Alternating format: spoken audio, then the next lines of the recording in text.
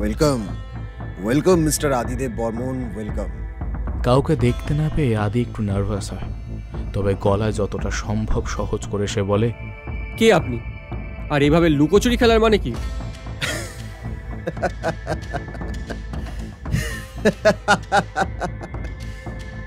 ব্যক্তি লুকোচুরি তো নয়, ইন্টারকমের কথা বলছি, বুঝছেন? ইন্টারকম। আপনাকে আমি ঠিকই দেখতে পাচ্ছি, শুধু আপনি আমাকে দেখতে পাবেন না। সে তো বুঝেছি, কিন্তু সকাল সকাল ডেকে এনে এরকম রসিকতার মানে কি আমি তো বুঝলাম না। কে আপনি ঠিক করে বলুন। আরে দাঁড়ান দাঁড়ান মশাই, দাঁড়ান। এত দিনের খেলা এত সহজে শেষ করলে হয় বলুন তো? সেই কবে থেকে আমাদের ইমেল আড়ি পেতে দেখছেন, বুঝছেন, জানছেন, কত ইনফরমেশন আপনার কাছে আছে বলুন তো? ও, আপনিই তাহলে মিস্টার ডিসুজা? আরে না না, তিনি অনেক ওপরের লোক, আমি তার কর্মচারী মাত্র। আপনি আমাদের কথা এত বেশি জেনে গেছেন যে সরাসরি আপনার সামনে আসতে পারলাম না। আমার লোকেদের আপনি আটকে রেখেছেন কেন? আটকে? এমা ছি ছি ছি ছি, আটকে রাখিনি তো, দুজনকে তো ছেড়ে দিয়েছি। একজন একটু বেশি বেগরবাই করছিল, তাই একটু রোগড়ে দিয়েছি। Mind your language. একজন সম্মানিত মহিলা সম্পর্কে কি আজে বাজে কথা বলছেন আপনি? আকাঙ্ক্ষা কোথায় সেটা বলুন। ও সম্মানিত সম্মানিত, সরি সরি সরি সরি, মান দিয়ে কথা বলতে হবে, তাও আবার আড়ি পাতা লোকেদের সাথে, হ্যাঁ? আগে আকাঙ্ক্ষা কোথায় সেটা বলুন। Any digital copy of this content leading to piracy is a crime. এই গল্পের যে কোনো রকম ডিজিটাল কপি সামনে এলে তার বিরুদ্ধে উপযুক্ত আইনি ব্যবস্থা নেওয়া হবে। Please do not support piracy. মনে রাখবেন, পাইরেসি হলো দণ্ডনীয় অপরাধ।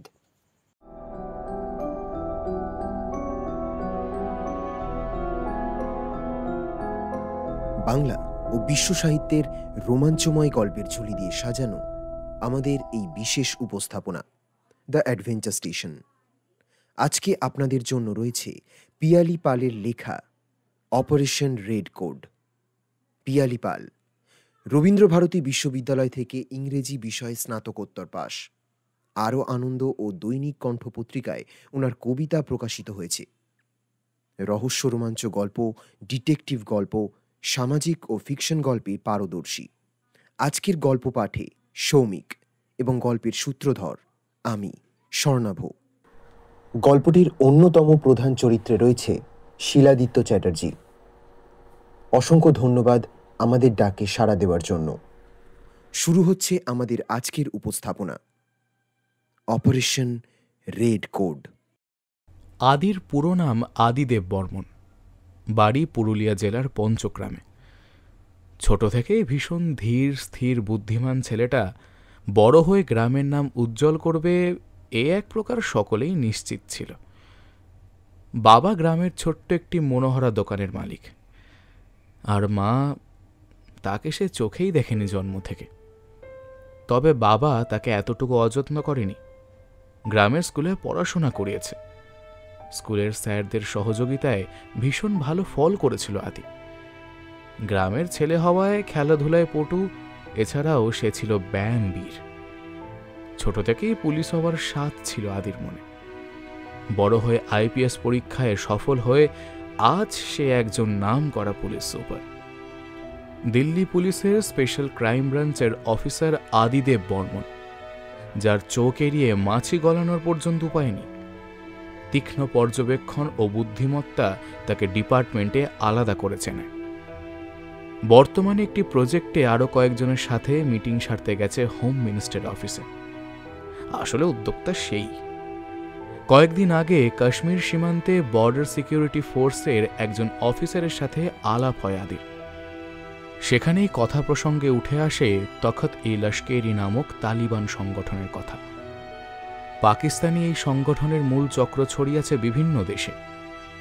জাতিসংঘ ও সার্কের মধ্যস্থায় পাকিস্তানে এই গোষ্ঠী নিষ্ক্রিয় হওয়ায় ঘাঁটি বেঁধেছে অন্য কোথাও। ভারতে অধিকৃত এক জঙ্গির কাছে পাওয়া গেছে একটি ফোন, যেখানে বিভিন্ন সাংকেতিক মেসেজ ও ইমেলও পাওয়া গেছে। আর সেটা নিয়েই উদ্বিগ্ন আদি। হোম মিনিস্টারের অফিসে আজ আরও কয়েকজন আসবে আদিরই সাজেস্ট করা কিছু অফিসার। তাদের নিয়ে একটা টিম তৈরি করতে চায় আদি। সেই বিষয়ে বিস্তারিত আলোচনার জন্য হোম মিনিস্টার সাহেব ডেকেছেন ওদের সকলকে। সাথে থাকবেন আরও কিছু উচ্চপদস্থ অফিসার। সমস্যা খুবই জটিল, তাই নড়ে চড়ে বসেছে প্রশাসন হোম মিনিস্টারের অফিসে। হাই আদি, এসে গেছো? গুড। হ্যাঁ স্যার, এসে পড়লাম। আর সবাই কোথায়? অন দ্য ওয়ে নিশ্চয়ই। হোম মিনিস্টার সাহেবের আসতে একটু দেরি হবে, ততক্ষণ আমাদের সকলের সাথে আলাপ সেরে নিতে বলেছেন।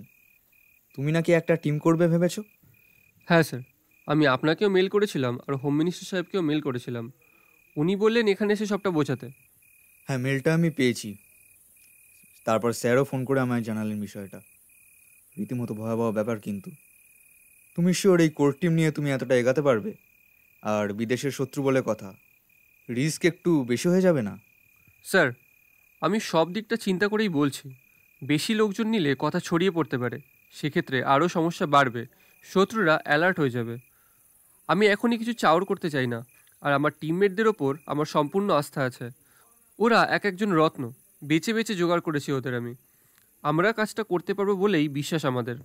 তা কই তোমার সেই 3 রত্ন? বাইরেই আছে স্যার, আপনি অনুমতি দিলে ভেতরে রাখতে পারি। আসলে বয়স কম তো, এত গণ্যমান্য ব্যক্তিদের মধ্যে আসতে লজ্জা পাচ্ছে। আরে না না, নিয়ে এসো ওদের, আমরা তো আছি। বাকি সবাইও এসে যাবেন এক্ষুনি। মিনিস্টার সাহেব এলেই মিটিং শুরু হবে, তার আগে পরিচয়টা সেরে ফেলা উচিত। ওকে স্যার, আমি ডাকছি ওদের। কিছুক্ষণ পরে, স্যার, লেট মি ইন্ট্রোডিউস। এই হলো আকাঙ্ক্ষা সেন, একজন শার্প শুটার। আমার ডান হাত বলতে পারে, যাকে চোখ বন্ধ করে ভরসা করা যায়, যে কোনো সমস্যার মোকাবিলা করতে সদা প্রস্তুত। আর আছে সাথে মিশকা দেওয়াল, খুব বুদ্ধিমতী মেয়ে, আমাদের ডিপার্টমেন্টের জুনিয়র অফিসার, ক্রিমিনাল সাইকোলজিস্ট। আর পাশেই আছে আমার বন্ধু কাম ভাই রায়ান গুহ। অনেক দিনের পরিচয় আমাদের, একসাথে বেশ কয়েকটা প্রজেক্ট করেছি। ও একজন সাইবার ক্রাইম ও হ্যাকিং এক্সপার্ট, সাথে দুর্দান্ত এনকাউন্টার স্পেশালিস্ট। বাহ, কম্প্যাক্ট টিম বানিয়ে ফেলেছো তো দেখছি। অবশ্য তোমার কাছ থেকে এটাই আশা করি আমরা। তুমি আমাদের ডিপার্টমেন্টের গর্ব। এত কম দিনে এতটা সাফল্য লাভ মুখের কথা নয়। Nice to meet you all. বসো সকলেই। ওই তো মিনিস্টার সাহেব এসে পড়েছেন। গুড মর্নিং সকলকে। প্রথমেই ক্ষমা প্রার্থী, আমার আসতে একটু দেরি হয়ে গেল। মিস্টার গোয়েল, আপনি শুনছেন তো সব? হ্যাঁ স্যার, এটা নিয়েই কথা হচ্ছিল এতক্ষণ। আদিদেব সবটাই বলেছে আমায়। সেদিন তো কথা হলো আপনার সাথে ফোনে। হ্যাঁ, সেটাই। আমার তো মত আছে। এখন বাকিরা কি বলছেন সবাই? পুরো ব্যাপারটা একটু খোলসা করুন আদিদেব বাবু। হ্যাঁ, সেটা বলার জন্যই তো আসা। স্যারের আসার অপেক্ষা করছিলাম। স্যার যদি অনুমতি দেন তো শুরু করি। হ্যাঁ হ্যাঁ, শুরু করো। আমি কিছুদিন আগে কাশ্মীর বর্ডারে যাই। সেখানে বিএসএফ অফিসারদের সাথে আমার কথা হয়। ওনারা জানান কয়েকজন পাক অনুপ্রবেশকারীদের ওরা আটক করেছে। তাদের কাছে আগ্নেয়াস্ত্র ছিল, কিছু বোমা আর একটা ডায়েরি। ডায়েরিটা আমি পড়ি। সেখানে শেষের পাতায় কিছু ইমেল অ্যাড্রেস পাই। সেগুলো আমরা নোট ডাউন করে নিয়ে আসি। আমারই অ্যাসিস্ট্যান্ট রায়ানকে দিয়ে সেগুলোর তথ্য যাচাই করি। দেখা যায় সেগুলো কোনো গুপ্ত সমিতির মেম্বার আইডি। সেই সমিতি পাকিস্তানি, কিন্তু বর্তমানে ইউনেস্কোর নিষেধাজ্ঞায় ওরা পাকিস্তান থেকে অন্য কোনো দেশে শিফট করেছে। এদের বর্তমান ঘাঁটি রাশিয়ার সরকারের প্রচ্ছন্ন মদত এতে আছে বলেই আমার ধারণা। এই সমিতির মূল লক্ষ্য হলো এশিয়ার দেশগুলোর ওপর প্রভুত্ব স্থাপন। ভারত, পাকিস্তান, বাংলাদেশ, আরব সকলকেই এরা নিজেদের মুঠোয় আনতে চায়। তবে এদের প্রধান টার্গেট ভারতের মতো শক্তিশালী দেশকে কায়েম করতে পারলে বাকি দেশটাও এদের বশত্ব স্বীকার করে নেবে।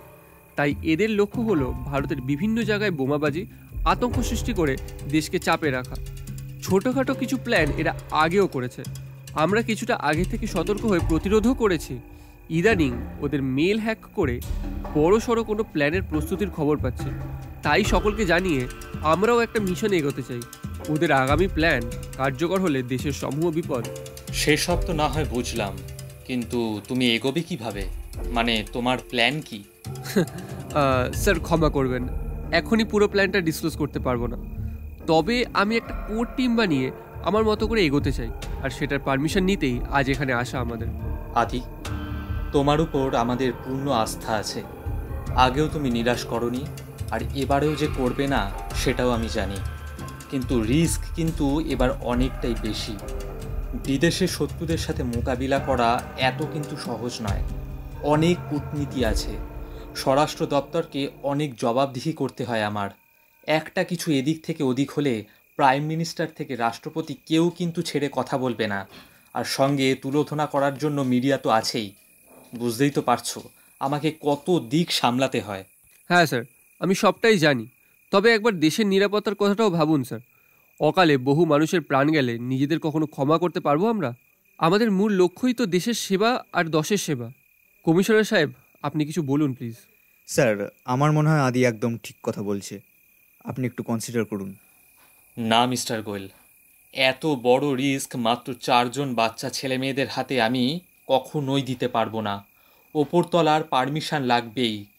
পুরো ফোর্সকে ইনফর্ম করতে হবে। ওদের পুরো প্ল্যান প্রাইম মিনিস্টারকে দিয়ে অ্যাপ্রুভ করাতে হবে, তবেই এই মিশন সম্ভব, না হলে নয়। কিন্তু তাতে তো অনেক সময় চলে যাবে স্যার। আমার কিছু করার নেই আদি। তুমি পুরো প্ল্যানের নকশা নিয়ে আমার অফিসে আসো, আমি নিশ্চয়ই চেষ্টা করে দেখব। আজ আমি উঠি, আমার অনেক কাজ আছে আরও। হ্যাঁ হ্যাঁ, সেটাই যথার্থ হবে। আগ বাড়িয়ে রিস্ক নিয়ে লাভ নেই। চলুন এবার যাওয়া যাক। জানতাম এটাই হবে। এই নিয়মের চক্করে সব বরবাদ হয়ে যাবে একদিন। আচ্ছা আদি, তুমি রাতে আমার সাথে দেখা করো আমার বাড়িতে। মিশনটা নিয়ে আমি ইন্টারেস্টেড। কিছু কথা আছে, কেমন? ঠিক আছে স্যার। ও আদি, তুমি চলে এসেছো? তোমার কথাই ভাবছিলাম। বসো, কিছু কথা আছে। তবে তার আগে একটা কথা বলে নিই। আমাদের আজকের মিটিংটা কিন্তু গোপনীয় রাখতে হবে। ঘুণাক্ষরে কেউ যেন কিছু টের না পায়। নিশ্চয়ই স্যার, আপনি যেমন বলবেন তেমনই হবে। বলুন কি কথা। আমি আমাদের ফরেন্সিক ডিপার্টমেন্টের সাথে কথা বলেছি এবং ইন্টেলিজেন্স ব্যুরোর সাথেও কথা বলেছি তোমার প্রজেক্টটা নিয়ে। ওরাও সহমত যে বড় কিছু ঘটার ইঙ্গিত আছে ইমেলগুলোতে। এখন কথা হলো, হোম মিনিস্টার যখন না করেছেন, আমরা অফিসিয়ালি কিছু করতে পারবো না। সেটা তো আমিও জানি স্যার, সেই জন্যই তো মিটিংটা অ্যারেঞ্জ করেছিলাম, যাতে স্যারকে মানাতে পারি। কিন্তু উনি তো কোনো কথাই শুনলেন না। রিস্ক আছে মানছি, কিন্তু এতগুলো ভারতবাসীকে বাঁচাতে আমরা এটুকু রিস্ক নিতে পারি না। অধৈর্য হচ্ছে কেন ইয়াং ম্যান? পুরো কথাটা শোনো আমার। সরি স্যার, আপনি বলুন। হ্যাঁ, যা বলছিলাম, অফিসিয়ালভাবে আমরা কোনো কাজ এগাতে পারবো না ঠিকই, কিন্তু প্রাইভেটলি একটা স্ট্রিং অপারেশন আমরা করতেই পারি। কি ঠিক তো? ঠিক বুঝলাম না স্যার, আপনি কি করতে চাইছেন? দেখো, তুমি তো নিজের মতোই কাজটা করতে চাও, একটা কম্প্যাক্ট টিমও বানিয়ে ফেলেছো। তো সেই টিম নিয়েই মাঠে নেমে পড়ো, খেলা শুরু করো। আমি আর আমাদের ফুল পুলিশ ক্যারাভান তোমার পাশে আছে। দরকার পড়লে আমি ঠিক তাদের নির্দেশ দেব। তুমি তোমার মতো করে শুরু করে দাও কাজ। কিন্তু স্যার, যদি মিনিস্টার সাহেব কিছু বলেন, যদি কোনো সমস্যা হয়? আরে বাবা, কোনো সমস্যা হবে না, আমি সবটা সামলে নেব। আর তোমার ওপর আমার সম্পূর্ণ আস্থা আছে, তুমি কিছু সমস্যা হতেও দেবে না। শুধু এই পুরো ব্যাপারটা একটু চাপা রাখতে হবে। 5 কান হলে সমস্যা বাড়বে, বই কমবে না। আর প্ল্যানও বানচাল হয়ে যেতে পারে। দুষ্কৃতীদের সাথে আমাদের ডিপার্টমেন্টের কোনো যোগাযোগ আছে কিনা সেটা তো নিঃসন্দেহে বলা যায় না। হ্যাঁ স্যার, সেই সম্ভাবনার কথা আমারও মনে হয়েছে, তাই মিটিংয়ে পুরো প্ল্যানটা বলিনি। সত্যি বলতে কি স্যার, সেভাবে কোনো প্ল্যান করিনি আমি। জাস্ট একটা নকশা করেছি, শুধু ওই জঙ্গি গোষ্ঠী অবধি পৌঁছানো। তারপর কি করব সেটা এখনও ভাবিনি। কোনো সলিড ক্লু পাওয়া যায়নি তো, তাই এভাবে হাওয়ায় ভাসিয়ে কোনো কাজ করতে চাইছি না আমি। আমার টিমমেটদের ওপর আমার সম্পূর্ণ ভরসা আছে, ওরা ঠিক সবটা সামলে নেবে স্যার। ওকে, তুমি তোমার মতো করেই এগো। আর কোনো দরকার লাগলে বলো, আমি সবসময় তোমার পাশে আছি। থ্যাংক ইউ স্যার, আমাকে এতটা ভরসা করার জন্য। আজ তাহলে উঠি, আমি পুরো প্ল্যানটা আর একবার চেক করে আপনাকে মেল করে দেবো। আর আশা করছি সপ্তাহখানেকের মধ্যেই আমরা কাজ শুরু করে দিতে পারবো। ঠিক আছে, তাই করো তাহলে। শুভস্য শীঘ্রম। আমাকে শুধু কাজ শুরু করার দিনটা জানিও, আর মোটামুটি কতদিনের মধ্যে কাজটা করতে পারবে বলে ভাবছো সেটা জানিও। কম বেশি হতেই পারে, তবে রাফলি একটা এস্টিমেট করে নিও। টাকার প্রয়োজন যা হবে আমি পারমিট করিয়ে দেবো। তোমরা শুধু কাজে ফোকাস করো। আচ্ছা স্যার, আমি যথাসাধ্য চেষ্টা করব। আপনার কাছে কৃতজ্ঞতার শেষ নেই। অনেক ধন্যবাদ আমাকে এতটা বিশ্বাস করার জন্য। বেস্ট অফ লাক আদি। আবার দেখা হবে আশা করি খুব শীঘ্রই। এরপর টানা 2-3 দিন মিটিং চলে আদির সাথে মিশকা, রায়ান ও আকাঙ্ক্ষার। সব রকম সম্ভাবনার কথা মাথায় রেখেই ওরা প্ল্যান করে। আপনারা যারা গল্প শুনছেন কিন্তু এখনও সাবস্ক্রাইব করেননি, তাদের গল্পটি ভালো লাগলে সাবস্ক্রাইব করতে পারেন। ছোটোখাটো কিছু ভুল ত্রুটি শুধরে নেয় নিজেদের মধ্যে আলোচনার দ্বারা। তারপর ফাইনাল প্ল্যান আদি মেল করে মিস্টার গোয়েলকে। উনিও প্ল্যান মঞ্জুর করেছেন। আনন্দে সকলেই আত্মহারা। তবে আদি ওদের বোঝায় এখনই আনন্দ করার কিছু নেই। সবে প্ল্যান পাশ হয়েছে, ওদের লক্ষ্য হলো সেই জঙ্গিদের ধরা। সেই কাজ পূরণ করতে পারলে তবেই আনন্দ করা সাজে। দলে আদি সকলের চেয়ে বয়সে ও পদমর্যাদায় বড় বলে সকলেই ওকে মান্য করে। মিশকা রায়ান ওকে ক্যাপ্টেন বলে ডাকলেও আকাঙ্ক্ষা ওকে আদি বলেই ডাকে। ওদের দুজনের আন্ডারস্ট্যান্ডিং দারুণ। যাই হোক, সকলে মিলে 2 দিন বাদে অর্থাৎ 25শে এপ্রিল কাজ শুরু করার সিদ্ধান্ত নেয়। ওদের মিশনের নাম হয় রাশিয়া অভিযান। তবে মিস্টার গোয়েলের পরামর্শ মতো আরও একজন পুলিশকে ওদের দলে নেয় আদি। তিনি হলেন প্রাক্তন র এজেন্ট টাইগার খান। 25শে এপ্রিলের আগে তার সাথে আলোচনা করে সবটা ঠিক করে নেয় আদি ও ওর দলের সকলে। 24শে এপ্রিল আদি, মিশকা, রায়ান ও আকাঙ্ক্ষা একসাথে কথা বলছিল। খান সাহেব আসেনি তখনও। ওরা খান সাহেব বলেই ডাকে টাইগারকে। বয়সে উনি অনেকটাই বড়, প্রায় 40 বছর। তবে বেশ খোশমেজাজি ও আমুদে লোক।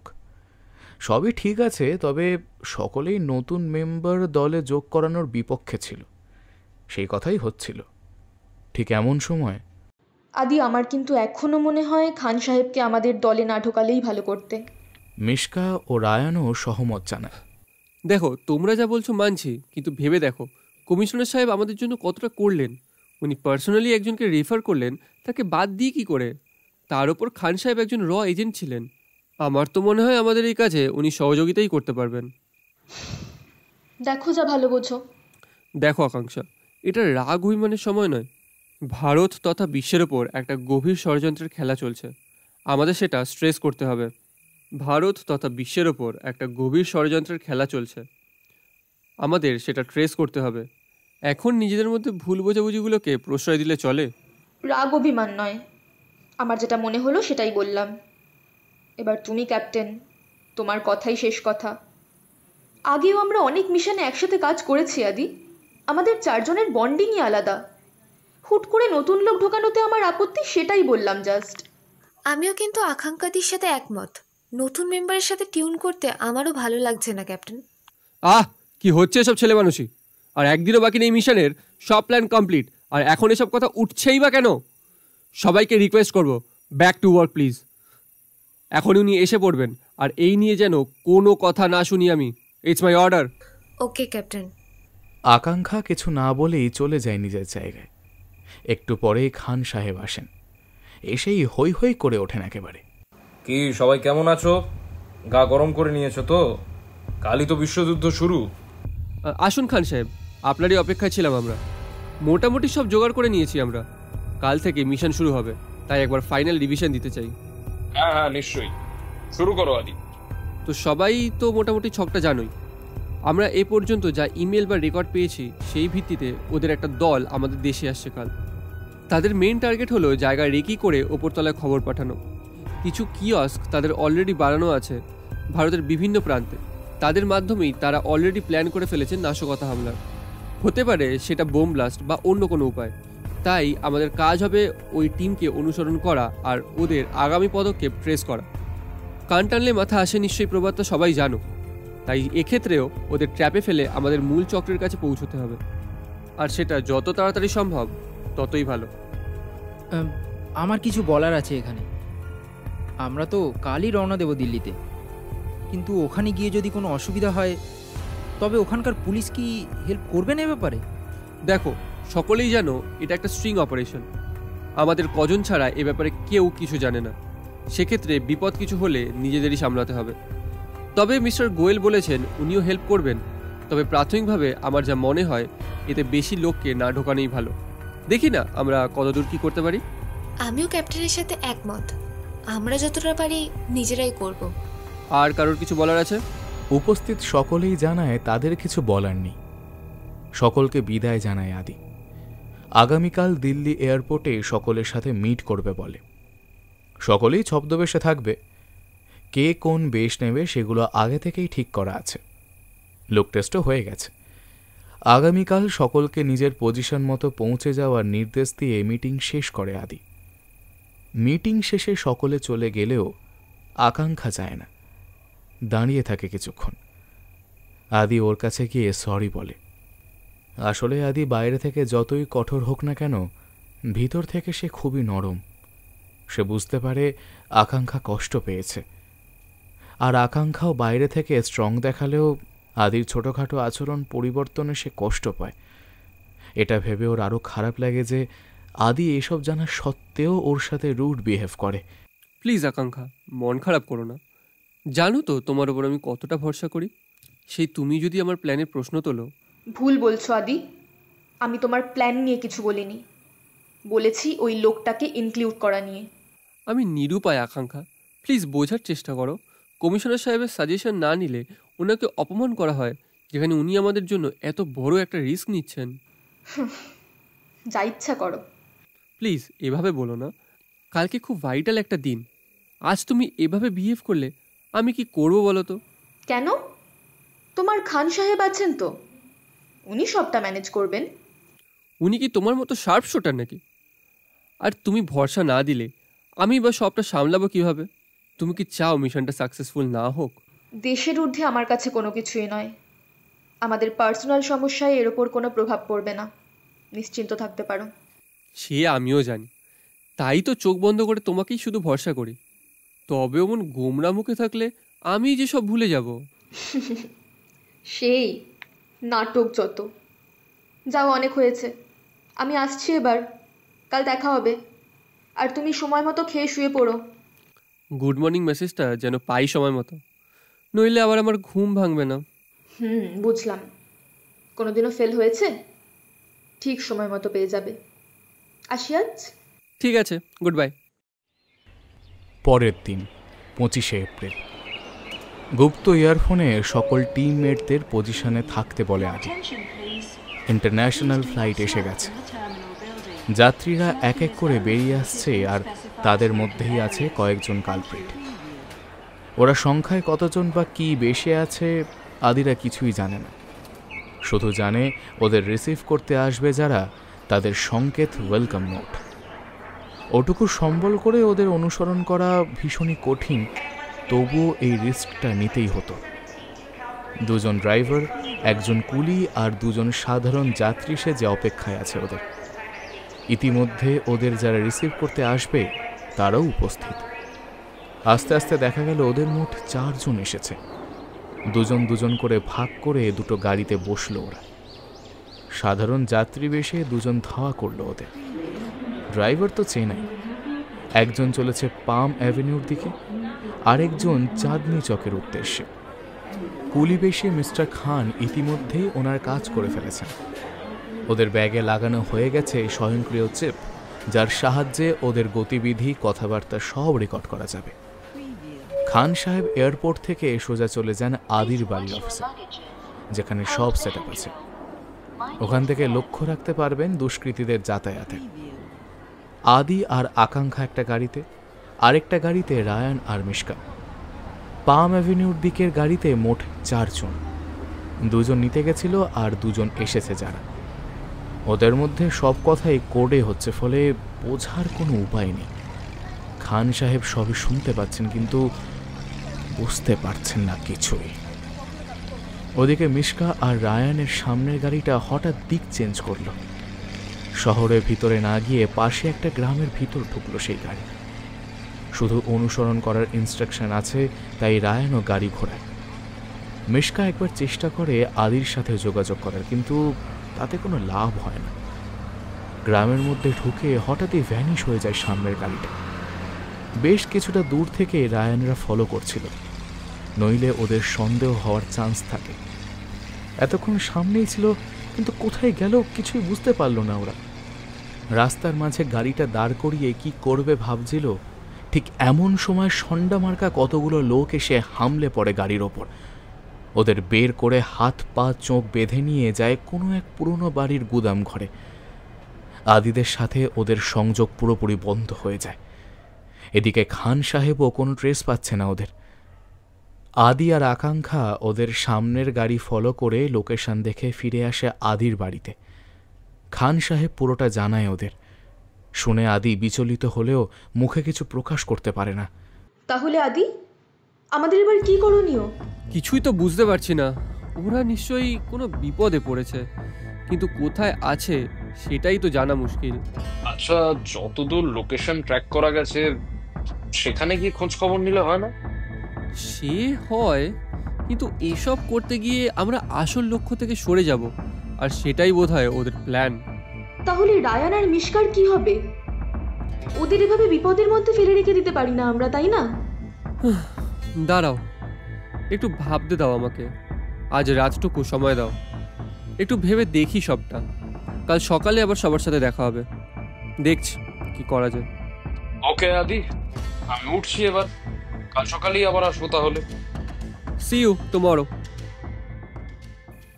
এক কাপ গরম কফি বানিয়ে দেব? প্লিজ, যদি সম্ভব হয় প্লিজ দাও। এভাবে বলছো কেন? আমার মাথা কাজ করছে না আর, কি যে হবে। কিচ্ছু চিন্তা করো না, সব ঠিক হয়ে যাবে। একটু শান্ত হয়ে ভাবো সবটা, এরপর ঠিক কি করতে হবে সেটা দেখো। নিশ্চয়ই পথ একটা বেরোবেই।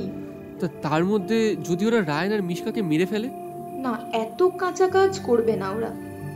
রায়ান আর মিশকা ওদের কাছে টোপ, ওদের দিয়েই আমাদের শায়েস্তা করতে চাইছে। আসলে ওরা আমাদের কথা পুরোটাই জেনে গেছে, সম্ভবত তাই আমাদের ট্র্যাপে ফেলে কার্যসিদ্ধি করতে চাইছে। একদম ঠিক বলেছো তুমি, আমিও এটাই ভাবছিলাম। কিন্তু এভাবে আমাদের গোপন প্ল্যান লিক হলো কিভাবে? তবে কি খান সাহেব? আমি প্রথমেই এর জন্য বারণ করেছিলাম, শুনলে তো আমার কথা। এবার বোঝো। যাই হোক, এখন এসব ভেবে লাভ নেই। কফিটা খাও আর একটু ভাবো কি করবে। আমি সবসময় তোমার পাশে আছি, এটা মনে রেখো। থ্যাঙ্কস আকাঙ্ক্ষা, একটু সময় দাও আমায়, দেখছি কিভাবে এগোনো যায়। রাত বাড়ছে, তুমি এসো তাহলে। চিন্তা করো না, আমি ঠিক আছি। Good morning guys. তাহলে আদি, কি ঠিক করলে? আমি আজ প্যাম অ্যাভিনিউ যাব, আর আকাঙ্ক্ষা তুমি যাবে রায়ানদের খুঁজতে। তোমার ওপর আমার যথেষ্ট আস্থা আছে, যে কোনো প্রতিকূল পরিস্থিতি তুমি সামলে নিতে পারবে আমি জানি। আমিও যাব সাথে? না, তার কোনো প্রয়োজন পড়বে না। আপনি এখানেই থাকুন, আপনার বয়স হচ্ছে, এতটা দৌড়ঝাঁপ পারবেন না আপনি। আপনি এখান থেকে মনিটরিং করুন ডিভাইসগুলো। যদিও সব কটা ইনঅ্যাক্টিভ করে দিয়েছে ওরা, তবু যদি কোনো সূত্র মেলে তো জানাবেন আমায়। আচ্ছা, তুমি যা বলবে। তবে একা আকাঙ্ক্ষাকে পাঠানোটা সেফ হবে কি? ওরা সংখ্যায় কতজন তাও আমরা জানি না। রায়ান এখন কি অবস্থায় আছে তাও জানা নেই। মানে রিস্ক হয়ে যাবে না তো? টিম লিড তো আমি করছি, আমাকে একটু ডিসিশন নেওয়ার সুযোগটা দিন। আর আকাঙ্ক্ষা, তোমার কিছু বলার আছে? না আদি, আমি একদম প্রস্তুত। মিশনে যখন আছি সব রকম রিস্ক তো নিতেই হবে। ব্যাস, তবে বেরিয়ে পড়ো। আমি রেডি হয়ে বেরোচ্ছি। কাল রায়ানদের যতটা ট্রেস পাওয়া গেছে সেটার ব্লু প্রিন্ট তোমাকে ফরওয়ার্ড করেছি, দেখে নিও। সেই মতো যাও, আশা করি নিরাশ হবে না, কিছু ক্লু তো পাবেই। আচ্ছা, আমি আসছি তাহলে, তুমিও সাবধানে থেকো। বেস্ট অফ লাক আকাঙ্ক্ষা। আসি। এরপর আদি বেরিয়ে যায় পাম অ্যাভিনিউর দিকে। আশ্চর্য, যেখানে কাল ওরা দেখে গিয়েছিল গাড়ি ঢুকতে, আজ কেউ নেই। বাড়ি তালা বন্ধ, আশেপাশের কেউ কোনো হদিশ পর্যন্ত দিতে পারল না। আদি বুঝল যে ওরা ট্র্যাপে পড়েছে। তবে সময় নষ্ট না করে আকাঙ্ক্ষার রুটে বেরিয়ে পড়ল আদি। যদিও কথা ছিল কোনো সিগন্যাল দিলে তবে আদি যাবে, কিন্তু এখন আর অপেক্ষা করার রিস্ক নিতে পারল না সে। রায়ান মিশকা অলরেডি ওদের করায়ত্ত, আবার আকাঙ্ক্ষার কিছু হলো কিনা কিছুই বুঝতে পারছে না আদি। আকাঙ্ক্ষাকে ফোন করেও পাওয়া যায়নি, তাই ওল্ড দিল্লির উদ্দেশ্যেই রওনা দিল আদি। মিনিট 25 পর আকাঙ্ক্ষার সাদা গাড়িটা পথের ধারে দেখতে পেল সে। তৎক্ষণাৎ সেখানে যেতেই দেখতে পেল গাড়িখানা ফাঁকা, আকাঙ্ক্ষা কোথাও নেই। যা ভয় পেয়েছিল সেটাই হয়েছে। এখন কোথায় খুঁজবে ও সকলকে? না, বিপদে মাথা ঠান্ডা রেখে চলতে হবে, নিজেকেই বোঝালো আদি। আশেপাশে তন্ন তন্ন করে খুঁজে দেখল, কিন্তু কোনো কিছুই পাওয়া যায়নি। নিরাশ হয়ে ফিরে এলো সে। এরপর নিজের ল্যাপটপ অন করল। আকাঙ্ক্ষার ফোনে একটা চিপ অ্যাড করা আছে, যাতে ফোন সুইচ অফ বা সিম চেঞ্জ করলেও লোকেশন জানা যাবে। ল্যাপটপ খুলে এআইকে কাজে লাগিয়ে লোকেশন ট্র্যাক করলো আদি। মানে প্রথম পদক্ষেপ জিতে গেছে। এরপর গাড়ি নিয়ে সোজা লোকেশনে হাজির হলো, কিন্তু এখানেও হতাশ হতে হলো আদিকে। রাস্তার মাঝে কোথাও কিচ্ছু নেই, বাড়িঘর কিচ্ছু না। অনেকটা খুঁজে পাশের ঝোপ থেকে আকাঙ্ক্ষার ফোনটা খুঁজে পেল সে। তখনই আবার খান সাহেবের ফোন এলো। হ্যালো আদি, কোথায় তুমি? এই লোকেশনে। কেন, কি হয়েছে? শিগগিরই যেতে পারবে বুন্দিয়া গ্রামে? কেন, সেখানে কি হবে? যা বলছি করো শিগগিরই। আমি লোকেশন পাঠাচ্ছি তোমাকে। আমি আসলে খান সাহেব ফোন রেখে দিয়ে হোয়াটসঅ্যাপে একটা লোকেশন সেন্ড করলেন, যেটা আবার আদি যেখানে আছে তার থেকে ঘন্টা খানেকের দূরে। আদি ভাবল, কি অদ্ভুত, হঠাৎ বন্ধিয়া গ্রামে যাব কেন? তবে কি সেখানেই মিলবে রহস্যের সূত্র? কিন্তু খান সাহেব কিভাবে জানলেন সেখানকার কথা? যাই হোক, আদি তৎক্ষণাৎ রওনা দিল বন্ধিয়া গ্রামের দিকে। ঘণ্টাখানেকের রাস্তা, প্রায় 40 মিনিটে পৌঁছে গেল সে। সাধারণ একটা গ্রাম, বেশ ছড়িয়ে ছিটিয়ে থাকা বাড়িঘর, কিন্তু ছিমছাম। কিন্তু এবার আবার মেসেজ এলো আদির কাছে যে সোজা 13 নম্বর বাড়িটায় চলে যাও। তাড়াহুড়ো করে গাড়ি থেকে নেমে এসে চলে গেল 13 নম্বর বাড়ির দিকে। দরজায় জোরে ধাক্কা দিতে খুলে গেল। আদি দেখল রায়ান আর মিশকা রয়েছে মেঝেতে পড়ে। ওদের হাত দুটো পিচ মোড়া করে বাঁধা, পায়েও দড়ি বাঁধা। রায়ান, রায়ান, রায়ান, মিশকা, মিশকা, রায়ান, কিরে ওঠ! অনেক ডাকার পরও উঠছে না দেখে চোখে মুখে জল ছিটিয়ে জ্ঞান ফেরানোর চেষ্টা করলো আদি। রায়ান সাড়া দিল চোখ খুলে। কিরে, তোদের এই অবস্থা কি করে হলো? আর আকাঙ্ক্ষা কোথায়? কি জানি ক্যাপ্টেন, সেদিন আমাদের গাড়ি রাস্তায় দাঁড় করিয়ে আমরা যাদের ফলো করছিলাম তাদের খুঁজছিলাম, কিন্তু তারপর কয়েকজন এসে নামতে বলল। তারপর আর কিচ্ছু মনে নেই। কিন্তু আকাঙ্ক্ষাদি তো আসেনি আমাদের সাথে। ও তোদের খুঁজতে বেরিয়েছিল, আমি বলেছিলাম, কিন্তু দেখছি একা ছাড়াটা উচিত হয়নি। যাই হোক, আস্তে আস্তে ওঠার চেষ্টা কর। আমি হাত পায়ের বাঁধন খুলে দিচ্ছি তোদের। মিশকার তো জ্ঞান আসেনি, ওকে হাসপাতালে নিয়ে যেতে হবে। ধর একটু তুইও। হ্যাঁ হ্যাঁ, চলো, আমিও হেল্প করছি। এরপর ডাক্তারের চেম্বারে। কি বুঝছেন ডক্টর? দেখো, ওদের হয়তো পিছন থেকে ক্লোরোফর্ম দেওয়া হয়েছিল। রায়ান আপাতত বিপদ মুক্ত, একটু মাথা ঝিমঝিম করছে, ওষুধ দিয়েছি, ঠিক হয়ে যাবে কালকের মধ্যে। আর মিশকার খবর কি? ওর ক্ষেত্রে ক্লোরোফর্মের মাত্রা বোধহয় বেশি হয়ে গিয়েছিল। এখনো জ্ঞান আসেনি, কিন্তু এসে যাবে তাড়াতাড়ি, একটু ওয়েট করো। ইতিমধ্যে একজন নার্স বেরিয়ে এসে জানায় মিশকার জ্ঞান এসেছে। ডক্টরও ভিতরে চলে যান। কিছুক্ষণ পর এসে জানায় মিশকা একদম ঠিক আছে, তবে আজকের দিনটা হাসপাতালে রাখা হবে, কাল ছুটি পাবে সে। এ কথা শোনার পর আদি একটু নিশ্চিন্ত হয়, কিন্তু আকাঙ্ক্ষার যে কি হলো সেটাই ভাবতে থাকে সে। রায়ান আর আদি ফিরে আসে বাড়িতে। সেখানে খান সাহেব ছিল না। সেটা দেখে আরো অবাক হয় আদি। কি হলো? খান সাহেবকে বললাম সিস্টেম অপারেট করতে, উনি চলে গেলেন। একবার জানালেন না আমার পর্যন্ত। ক্যাপ্টেন, এসব ছাড়ো তুমি, আগে ভাবো আকাঙ্ক্ষাদির কি হবে। হ্যাঁ, সে তো ভাবছি, কিন্তু এই খান সাহেব ভীষণ মিস্ট্রিয়াস, জানিস তো। সকালে তোদের খবর তো উনিই দিলেন, তারপর কোনো খোঁজও নিলেন না। এখন দেখি এখানেও নেই, কোথায় যে গেলেন কে জানে। বাদ দাও, ওনাকে নিয়ে আর ভেবো না। আমারও যথেষ্ট সন্দেহ আছে ওনার উপর। নেহাত তুমি ওনাকে দলে নিয়েছো তাই। সেদিন আকাঙ্ক্ষাদির কথা শুনলেই ভালো হতো। আচ্ছা যা, তুই আমার ঘরে গিয়ে একটু রেস্ট নে, আমি দেখি কি খাবারের বন্দোবস্ত করা যায়। পরের দিন সকালে। Good morning captain. আরে ক্যাপ্টেন কোথায় গেল এত ভোরে? ভোরে উঠেই একটা আননোন নাম্বার থেকে মেসেজ আসে আদির ফোনে। আকাঙ্ক্ষাকে ফিরে পেতে হলে এখানে চলে আসো। নিচে একটা অ্যাড্রেস দেওয়া। মেসেজটা পাওয়া মাত্রই আদি ছোটে সেই ঠিকানায়। বাড়ির বাইরে গাড়ি দাঁড়িয়েছিল। মেসেজের কথা মতো আদিও সেই গাড়ি চেপে বেরিয়ে যায়। গাড়ির চারদিকে কালো কাঁচে ঢাকা, তাই কোথায় যাচ্ছে কিছুই বুঝতে পারছে না আদি। ঘণ্টা তিনেকের পর গাড়িটা থামে একটা পোড়ো বাড়ির সামনে। রাস্তায় গাড়ির চালকের সাথে কথা বলতে চাইলেও সে নির্বিকার। অগত্যা চুপচাপ ছিল আদি। গাড়ি থামতেই আদি দরজা খুলে ছুঁড় দেয় বাড়ির ভিতরে। ভিতরে গিয়ে তার চক্ষু চড়ক গাছ। এ তো রাজপ্রাসাদ একটা। বাইরের আবরণ দেখে বোঝার উপায় নেই যে ভিতরে এই এলাহি আয়োজন। দরজাও খোলা ছিল। ভিতরে অনেকবার ডাকলেও কেউ সাড়া দেয় না। আকাঙ্ক্ষা, আকাঙ্ক্ষা। একটা সিঁড়ি ছিল সামনে। সেখান থেকে উঠে প্রথম ঘরে পৌঁছতেই অদৃশ্য কেউ যেন গম গম করে বলে ওঠে, welcome, welcome mister আদিদেব Barman, welcome. কাউকে দেখতে না পেয়ে আদি একটু নার্ভাস হয়, তবে গলা যতটা সম্ভব সহজ করে সে বলে, কে আপনি? আর এভাবে লুকোচুরি খেলার মানে কি?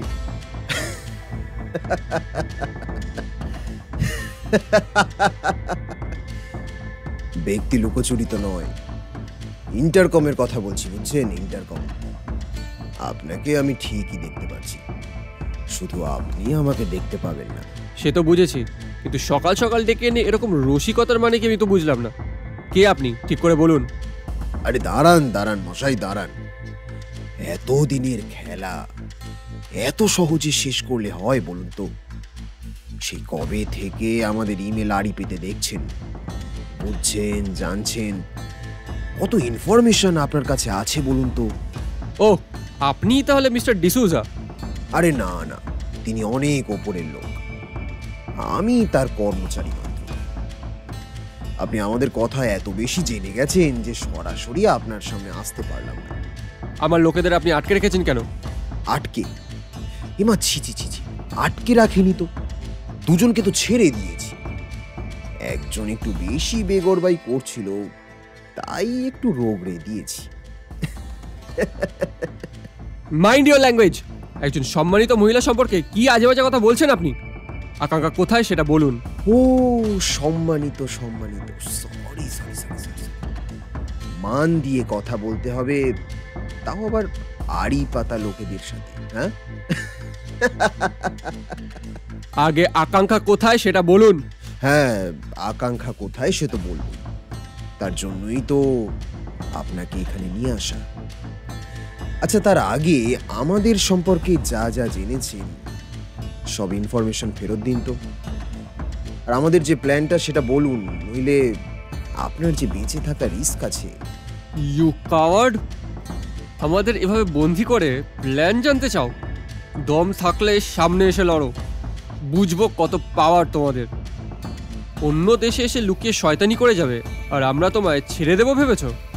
আহা, অত চড়ছেন কেন আদিদেব বাবু? বিকুল, সমঝোতা করব বলেই তো ডেকে আনলাম। ঠিক আছে, ওপেন চ্যালেঞ্জ দিচ্ছি আপনাকে, আটকে দেখান 29শে এপ্রিল ভারতের 3টে মেগা সিটিতে ব্লাস্ট হবে একই দিনে একই সময়। দেখি দেখি আপনাদের কত ক্ষমতা। তবে তবে এটাই শেষ নয়, এটা শুরু। এরপর বড় সড়ো ধামাকার জন্য তৈরি থাকবেন। হ্যাঁ, আর হ্যাঁ, ভেবেছিলাম একটা ফয়সালা করে নেব, কিন্তু আপনি তার রাস্তা রাখেননি। এবার যা হবে অন দি স্পট। আপনি এখন আসতে পারেন, বাইরে গাড়ি অপেক্ষা করছে আপনার জন্য।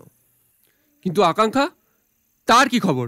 আপনার মুরত থাকলে নিজেই খুঁজে নিন, দেখি কেমন শায়েস্তা করতে পারেন আমাদের। দেখি। কিচ্ছু করতে পারবেন না, বুঝলেন? কিচ্ছু করতে পারবেন না। আমাদের হাত না অনেক লম্বা, বুঝেছেন? Good bye.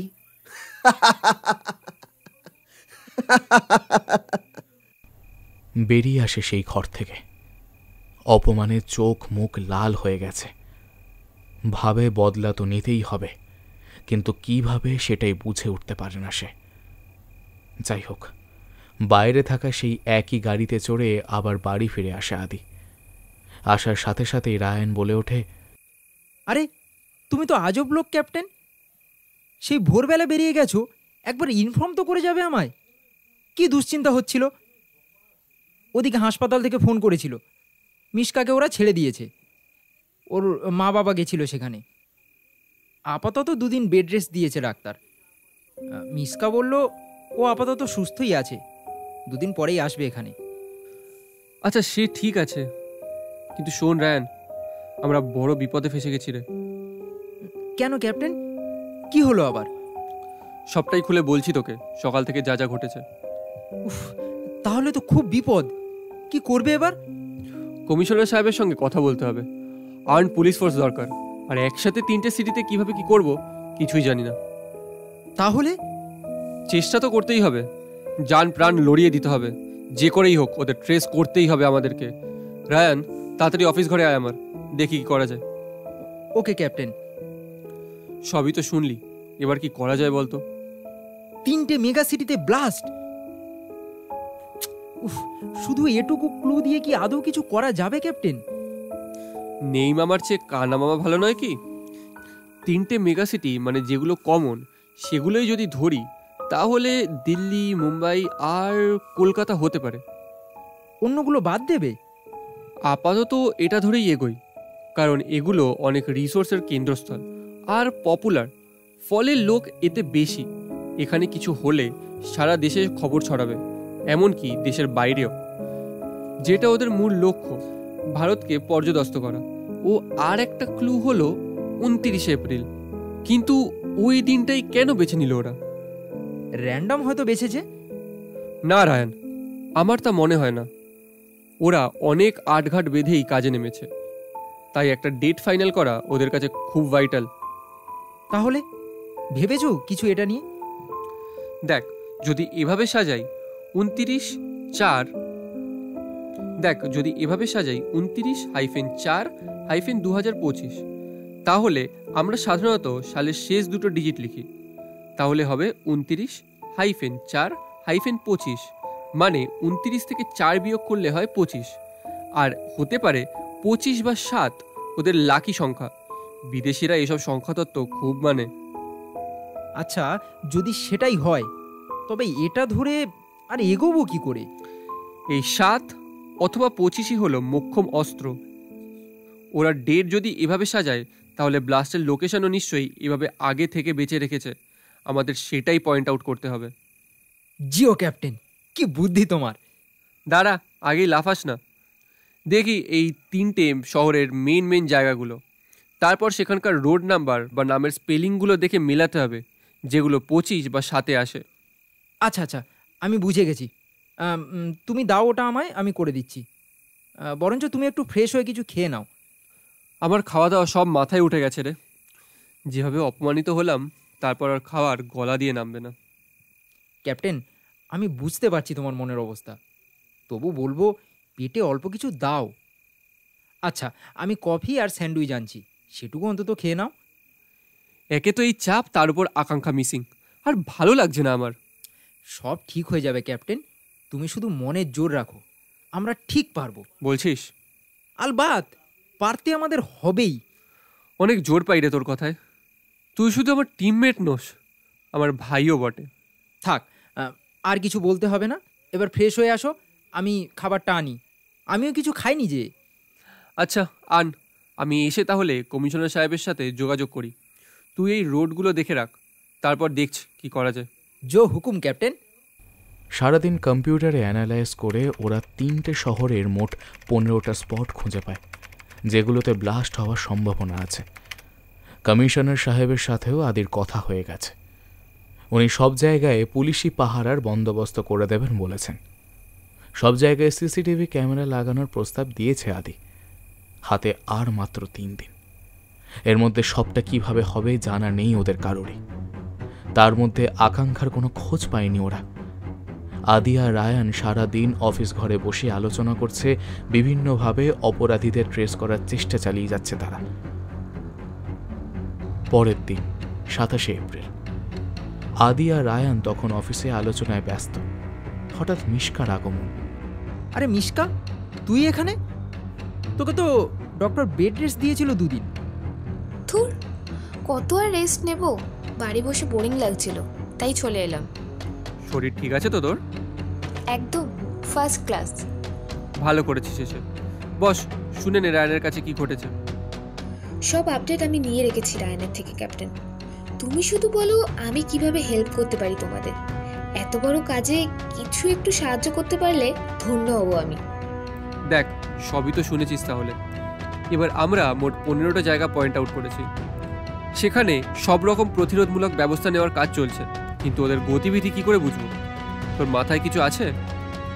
দেখো ক্যাপ্টেন, সাইকোলজি বলে অপরাধী যতই চালাক হোক না কেন, ওভার কনফিডেন্সে কিছু না কিছু ভুল করেই ফেলে। মানে? যে নাম্বার দিয়ে তোমাকে মেসেজ করা হয়েছিল আগের দিন, সেটা ট্র্যাক করা গেছে। ধূপগড়ের কাছে কোনো একটা লোকেশন বলছে। ফোন সুইচ অফ ছিল, কিন্তু তোমাকে মেসেজ করার পর কিছুক্ষণ চালু রেখেছিল। সেটাই ভুল করে ফেলেছে। আমি কমিশনার সাহেবের সাথে যোগাযোগ করে ওইখানে নজরবন্দি করার ব্যবস্থা করেছি। সবটাই গুপ্তভাবে, ওরা কেউ জানে না। কিন্তু তুই কিভাবে নাম্বার পেলি? তোমার ফোন আর ল্যাপটপ তো কানেক্টেড। তুমি মিসিং দেখে রায়ান ফোন করেছিল আমায়। আমি ওকে বলি ল্যাপটপ থেকে খুঁজে দেখতে কোনো ফোন বা মেসেজ এসছে কিনা। তারপর তো বাকিটা শুনলেই। কামাল করেছিস তো, তোর বুদ্ধির তারিফ করতেই হচ্ছে। তবে দেরি কিসের? সবাই মিলে বেরিয়ে পড়ি। তাই চলো, আমি ওই জন্য সকাল সকাল চলে এসেছি এইসব জানাবো বলে। যদিও রায়ান জানে পুরোটাই, তুমি এদিকে ব্যস্ত ছিলে তাই আর বিরক্ত করিনি। বেশ করেছো, এবার চলো সবাই, দেখি যদি ওখানে আকাঙ্ক্ষার কোনো খোঁজ পাই। এবার সবাই মিলে আদির গাড়িতে রওনা দেয় ধূপগড়ের উদ্দেশ্যে। গুগল ম্যাপে মিশকা লক্ষ্য রাখে লোকেশনের দিকে। কমিশনার সাহেবকে ইতিমধ্যে ফোন করে আদি জানায় সবটা। দেখে এটা সেই জায়গা নয় যেখানে ওকে নিয়ে আসা হয়েছিল, বরং একটা পুরনো কবরখানার গুদাম ঘরের মতো জায়গা। যাই হোক, আদিরা আসতেই কমিশনারের নিয়োগ করা লোক ওদের সাথে যোগাযোগ করে নেয়। তারপর সবাই মিলে যায় বন্ধ গুদাম ঘরের ভিতরে। লাথি মেরে আদি ভেঙে ফেলে গুদামের দরজা। সেখানে 4-5 জন লোক ছিল। তাদের মধ্যে একজন হকচকিয়ে জিজ্ঞাসা করে, কে রে? রিস্তে মে হাম তোমারে বাপ লাগতে হ্যায়। তবে রে, ভাষণ হচ্ছে সালা, দেব নাকি পাঠিয়ে? এই বলে সবাই মিলে তেড়ে আসে আদির দিকে। হাতে সকলেরই হকি স্টিক আর চপার। আদির সাথে রায়ান আর অন্যান্যরাও এগিয়ে যায়।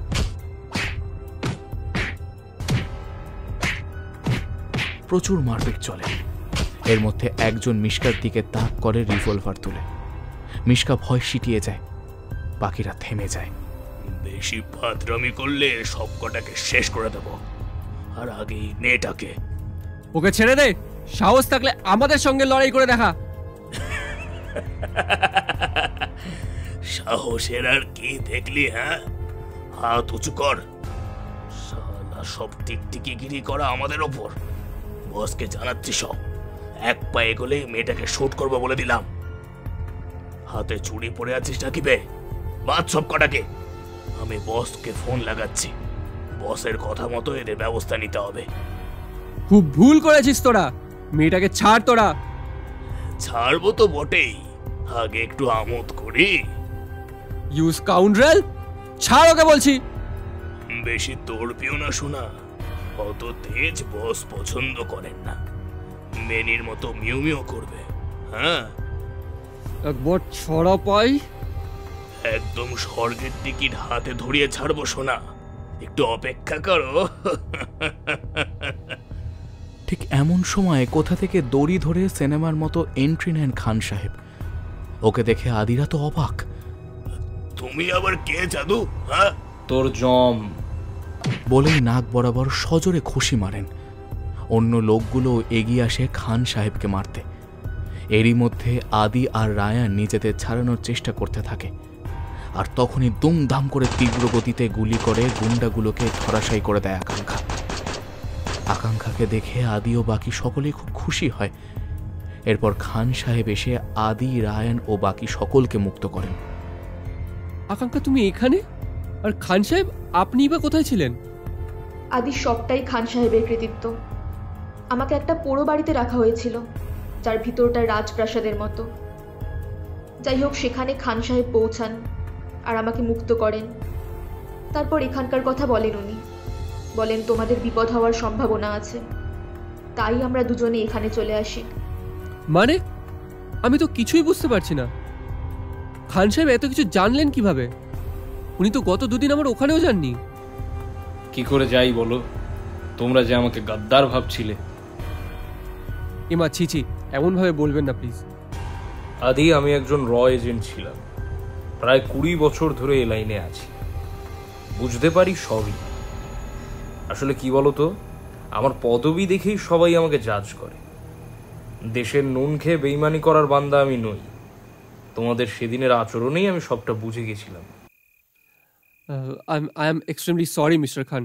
আসলে সেদিন এমনভাবে সব কিছু ঘটে গেল, আমার মাথার একদম ঠিক ছিল না। প্লিজ কিছু মনে করবেন না। আরে ঠিক আছে, তোমরা বয়সে অনেকটাই ছোট আমার চেয়ে, ভাই বোনের মতো। আমি কিছু মনে করিনি। তবে এবার শিগগিরই চলো, বাকি কথা গাড়িতে হবে। এখানে বেশিক্ষণ থাকা সেফ নয়। হ্যাঁ, একদম ঠিকই বলেছেন আপনি। চলো সবাই। তবে তার আগে এই গুন্ডাদের ফোনগুলো নিয়ে নিতে হবে, যদি কিছু পাওয়া যায়। এরপর কমিশনার সাহেবের নিয়োগ করা পুলিশ বাহিনীকে বিদায় জানিয়ে ওরা 5 জন রওনা দেয় আদির বাড়ির দিকে। রাত তখন প্রায় 1:45। মিশকা ও আকাঙ্ক্ষাকে ওদের বাড়িতে ড্রপ করে আদিরা 3 জন ওর বাড়িতে যায়। সারাদিন অনেক ধকল গিয়েছে, তাই ফিরে আর কোনো কথা না বাড়িয়ে সকলেই ঘুমিয়ে পড়ে। সকালে সবারই একটু দেরি করেই ঘুম ভাঙে। সবার আগে আদি ওঠে, তারপর ফ্রেশ হয়ে সকলের জন্য কফি আর স্যান্ডউইচ বানিয়ে এনে ডাক দেয় রায়ান ও খান সাহেবকে। ওরা উঠে ফ্রেশ হয়ে নেয়, তারপর কফি টফি খেয়ে লেগে পড়ে কাজে। খান সাহেব, কাল যা শুনলাম, আসার পথে খুব সাংঘাতিক কাজ করেছেন আপনি। আগে ওই দুষ্কৃতীদের ডেরায় যাওয়া, তারপর ওদের ওখান থেকে আকাঙ্ক্ষার খোঁজ পাওয়া, এত সব কিছু করলেন কিভাবে? আবার মাঝে কমিশনার সাহেবের সাথেও কথা বলে আপনি আমাদের ওই ধূপগড়ে যাওয়ার প্ল্যানও শুনে নিয়েছিলেন না? আসলে বিপদ যে গুরুতর তা আমি প্রথম থেকেই আঁচ করেছিলাম। সেদিন ওই জন্যই আকাঙ্ক্ষার একা যাওয়ার কথাতে মানা করছিলাম। তারপরেও চলে গেল, তুমিও বেরোলে। আমি তখন কি করব বুঝতে পারছিলাম না। মনে হলো আকাঙ্ক্ষার কোনো বিপদ যদি ঘটে, তাই ওর পিছু নিই। আমার বেরোতে কিছুটা দেরি হয়ে গেছিল, তাই ওর কাছে পৌঁছানোর আগেই ওকে মাথায় মেরে অজ্ঞান করে দেয়। আমি তারপর ওদের পিছু নিই, ওদের আস্তানা দেখে আসি, নজর রাখি কখন ওদের গার্ড ঢিলে দেয় সেদিকে। বাড়ির ভিতরে ঢুকিনি, বাইরে থেকেই নজর রাখছিলাম। তারপর কায়দা করে হোটেল খালাসির ভেসে খাবার দিতে ওদের ডেরায় ঢুকি। তখন দুপুরবেলা, সবাই খেয়ে একটু জিরোতে ব্যস্ত। সেই ফাঁকে আমি আকাঙ্ক্ষাকে নিয়ে পালিয়ে আসি। কেউ তখনও টের পায়নি। হয়তো টের পেলে ওই ধূপগড়ের ডেরায় ওদের সন্ধান পেতে না কারো। পরে হয়তো জানতে পেরেছিল, তাই ওই সাগরেদের কথা মতো ওর বস আসার কথাও বলেছিল বটে, কিন্তু আসেনি। সেই জন্যই তো খানিকক্ষণ অপেক্ষা করছিলাম। ওই বসকে ধরতে পারলেও কিছুটা কাজ এগোতো। এইদিকে তো আর এক ফ্যাসাদ। কেন, কি হলো আবার? ওহ, তুমি এসে গেছো। 2 দিন আগেই জানতে পারলাম 29 তারিখ 3টে বড় শহরে একসাথে বোম ব্লাস্টের পরিকল্পনা করেছে ওরা। তাহলে এখন উপায়? কমিশনার সাহেবকে বলেছি, উনি 3টে শহরেই কড়া নিরাপত্তার ব্যবস্থা করবেন বলেছেন। কিন্তু আমার তো দুশ্চিন্তা অন্য জায়গায়। কেন, কিসের দুশ্চিন্তা? আমি আর রায়ান মিলে কিছু সংখ্যাতত্ত্ব পদ্ধতিতে কিছু জায়গা পয়েন্ট আউট করেছি, মোট 15টা জায়গা। কিন্তু যদি সেটা না হয়, যদি ব্লাস্ট অন্য কোথাও হয়, কি সর্বনাশ হবে ভাবতে পারছো সকলের? ক্যাপ্টেন, অত টেনশন নিও না। দেখো, সব সামাল দেওয়া যাবে। আমাদের টিমমেট যখন সবাই এসে পড়েছে, তখন আর কোনো চিন্তা নেই। হ্যাঁ, একদম। আমিও হাজির। সকলে মিলে এবার ব্যাটাদের উচিত শিক্ষা দেব। নিশ্চয়ই। কমিশনার সাহেবও খুবই এক্সাইটেড ব্যাপারটা নিয়ে। দেখো, আমরা মিস্ট্রি সলভ করতে পারবোই। পারতে আমাদের হবেই খান সাহেব। ভারতের এতগুলো মানুষের জীবনের বাজি, আর এই কাজে সবচেয়ে বেশি সাহায্য করেছেন আপনি। থ্যাংক ইউ আ লট। আমরা তো একটা টিম আদি, এখানে আবার থ্যাঙ্কস কিসের? ওসব ভুলে চলো জোর কদমে কাজে লেগে পড়ি যে যায়। খান সাহেব, আমিও দুঃখিত আপনার সাথে মিসবিহেভ করার জন্য। আমাকে ক্ষমা করবেন। এমনিতে তো ক্ষমা করব না, এক কাপ চা খাওয়ালে করতে পারি। খান সাহেবের কথায় বাকি সকলেও হেসে উঠল। তারপর আকাঙ্ক্ষা চা করে আনলো সকলের জন্য। চা পর্ব সেরে সকলে মিলে লেগে পড়ল কাজে। রায়ান আর মিশকা ধূপগড় থেকে আনা মোবাইলের ডাটাগুলো চেক করতে লাগলো। আকাঙ্ক্ষা আর খান সাহেব দেখতে লাগলেন সম্ভাব্য ব্লাস্টের জায়গাগুলোর লোকেশন ও সেখানকার ব্যবস্থাপনা। ইতিমধ্যে সেখানে সিসিটিভি লাগানো হয়েছে। দিল্লির পুলিশ কন্ট্রোল অফিসে সেগুলোর ফুটেজ দেখা যাচ্ছে। সেটার সাথেই লিঙ্ক আপ রয়েছে আদির অফিসের কম্পিউটারও, ফলে ওরাও নজর রাখতে পারবে সেখানকার খুঁটিনাটি। তবে মিশন যেহেতু গোপনীয়, তাই পুলিশ ডিপার্টমেন্টের বেশি লোককে এতে লাগানো হয়নি। দুজন সেখানে আছে, তাই অতিরিক্ত সাবধানতা নেওয়ার জন্যই ওরাও নজর রাখছিল। আদি কমিশনার সাহেবের সাথে ফোন করে পুরো ঘটনা সবিস্তারে বলে। পুরোটা শুনে উনি কিছুটা নিশ্চিন্ত হন যে সকলকে উদ্ধার করা গেছে, কিন্তু উদ্বিগ্ন হন আগামী পদক্ষেপ ভেবে। আদি ওনাকে আশ্বস্ত করে এই বলে যে ওরা পুরোটা হ্যান্ডেল করতে পারবে। এইভাবে ফোনে বেশ কিছুক্ষণ আলোচনার পর আদি সকলকে ডাকে। সকলকে আমি কিছু কথা বলতে চাই, সবাই মন দিয়ে শোনো। আপনারা যারা গল্প শুনছেন কিন্তু এখনও সাবস্ক্রাইব করেননি, তাদের গল্পটি ভালো লাগলে সাবস্ক্রাইব করতে পারেন। এখনই কিন্তু আমাদের যুদ্ধ শুরু হয়েছে। প্রথমেই আমরা জিতে গেছি এরকম ভাবনা কেউ মনেও এনো না। জানবে ওরা আমাদের সব প্ল্যান জেনে গিয়েছিল, ফলে ওরা কিন্তু কেউ বোকা নয়, বরং ধুরন্ধর। সে মানলাম, কিন্তু আমরা তো এগিয়েই আছি কিছুটা। ওদের প্ল্যান জেনে গেছি, সেই মতো প্রোটেকশন নিচ্ছি। তাহলে এই ভাবনাটাই ভুল, আর ওরা এটাই আমাদের বুঝিয়ে পথভ্রষ্ট করতে চায়। আসলে এই যে আমাদের টিম ভাঙা, আবার সেটা জুড়ে যাওয়া, এসবই ওদের প্ল্যান। ওরা এসব করে আমাদের এনগেজ করে রাখতে চেয়েছিল, যাতে ওদের মুভ আমরা ট্র্যাক না করতে পারি। এতে ওদের লাভ? এভাবে আমাদের নানাভাবে এনগেজ করে রেখে ওরা আড়ালে আরও বড় কোনো পরিকল্পনা করছে বলেই আমার মনে হয়। কিন্তু এর কারণ কি? মানে ওদের আসল উদ্দেশ্যটা কি? সেটাই তো আমাদের জানতে হবে রায়ান। শুধু ছোটোখাটো বোম ব্লাস্টের জন্য শুধু রাশিয়া থেকে টিম নিয়ে ওরা আসতো না। আসলে ওরা জানতো আমরা ওদের সম্পর্কে কিছু জানতে পেরেছি, তাই আমাদের নজর ঘোরানোর জন্য ওরা এইসব করেছে। সবটাই আইওয়াস তাহলে? হয়তো বা। আমার মনে হয় আসল ঘটনা থেকে নজর সরানো আর আমাদের বিভ্রান্ত করার জন্য এটা ওরা করেছে। এই যে চ্যালেঞ্জ দেওয়া, এটা ওদের সাজানো গেম। ওরা জানে এটুকু আমরা উদ্ধার করতে পারবই। তার মানে এসব কিছু সত্যি নয়? বোম ব্লাস্ট সব মিথ্যে? না, মিথ্যে হবে কেন? ওটা খালি ট্রেলার, পিকচার আবি বাকি হ্যাঁ। ক্যাপ্টেন, কী সব বলছো? আমার সব গুলিয়ে যাচ্ছে। আমারও কিন্তু সেটাই মনে হচ্ছে আদি, সবটাই ওদের প্ল্যান। তবে একদিকে ভালোই হয়েছে, ওদের এসব ডামাডোলে আমাদের একতা মজবুত হয়েছে। ফিউরিয়াস 5 হয়ে আমরাও দেখিয়ে দেবো হাম কিসি সে কম নেই। একদম। তুমি শুধু বলো আমাদের পরবর্তী পদক্ষেপ কি হবে। 29 তারিখ আগে বোম ব্লাস্টটা হোক, সেখান থেকে কিছু সূত্র পাবো আমার মন বলছে। তার আগে আমিও একটু খুঁটিনাটি পরীক্ষা করি, আর আপনারা আপনাদের দেওয়া দায়িত্বগুলো পালন করুন। আমাকে নিয়ে ব্যস্ত হবেন না, আমি ঠিক সবার সাথে কন্ট্যাক্ট করে নেব। আমার কিন্তু বিষয়টা একদমই ভালো লাগছে না। কিছু চিন্তা করো না আকাঙ্ক্ষা, আজকের দিনটাই সময়। আমি যেমনটা ভাবছি যদি সত্যি তাই হয়, তবে কিছু খবর আমার লাগবেই। প্রাথমিক কিছু খবর আজই জোগাড় করতে হবে। কালকে একটা বড় দিন, কালকে নিশ্চয়ই কিছু সূত্র পাবো, তারপর আমরা আমাদের লক্ষ্যে এগোতে পারবো। তোমরা সবাই কাজে লেগে পড়ো, আমি বেরোচ্ছি তাহলে। সকলকে কাজ বুঝিয়ে আদি বেরিয়ে পড়ে সূত্র খোঁজার জন্য। সারাদিন ধরে বিভিন্ন জায়গায় ঘুরে বিভিন্ন লোকের সাথে কথা বলে নোট করে কিছু তথ্য সে। রাতে বাড়ি ফিরে এসে ফ্রেশ হয়ে শুয়ে পড়ে। এর মাঝে অবশ্য রায়ানদের কল করে ওদিকের আপডেটগুলো নিতে ভোলে না। 29 এপ্রিল সকাল থেকেই যুদ্ধকালীন প্রস্তুতি চলছে আদির অফিসে। কম্পিউটারের পর্দায় চোখ সবার, কখন জানি কি হয়। বন্দোবস্তের কোনো কমতি রাখা হয়নি। সিলেক্টেড সব জায়গায় কড়া নজরদারি, পুলিশ বাহিনী মোতায়েন, সবই হয়েছে আদির নির্দেশ মতো। আছে সিসিটিভির ব্যবস্থাও, তবুও উৎকণ্ঠার ছাপ সবার চোখ মুখে। আদি আগের দিন অনেক ছোটাছুটি করেছে। আজ অফিস ঘরেই কম্পিউটারের সামনে বসে আছে নির্বিকারভাবে। আকাঙ্ক্ষা বা অন্য কেউই ওকে কিছু জিজ্ঞাসা করেনি। আকাঙ্ক্ষা আর রায়ান বা মিশকা জানে এটি আদির পুরনো রোগ। কোনো কিছু নিয়ে গভীর চিন্তা করলেই ও এরকম চুপ হয়ে যায়। সে সময় ওকে না ঘাটানোই মঙ্গলের। দুপুরবেলা 1টার সময় বোম্বাইয়ের থানেতে, 1:40 দিল্লির বাগরি মার্কেট এলাকায় এবং 2:20 কলকাতার শ্যামবাজারে বোমা বিস্ফোরণ হয়। আগে থেকেই প্রোটেকশন নেওয়া ছিল, তাই ক্ষয়ক্ষতি তেমন কিছু হয়নি। দু একজন ছাড়া কেউ আহতও নয়, তবে বিস্ফোরণ হয়েছে খুব কম শক্তির বোমায়। এত প্রস্তুতি, এত তোড়জোড় নিয়ে এরকম বিস্ফোরণ কেউ আশা করেনি। এ তো মশা মারতে আমরা কামান দেখে বসেছি। সত্যিই তাই, দিনরাত পরিশ্রম করে এত খুঁটি নাটি পরীক্ষা করে আর স্পট খুঁজে তার এই ফল। মোটে 3-3টে বোমা, তাও বোধহয় এসব কলকাতাতেই পাওয়া যায়, এতটাই নগণ্য। দূর, যেখানে দেখিবে ছাই উড়াইয়া দেখো তাই। পাইলেও পাইতে পারো অমূল্য রতন। এক্স্যাক্টলি, ইউরেকা, পেয়ে গেছি।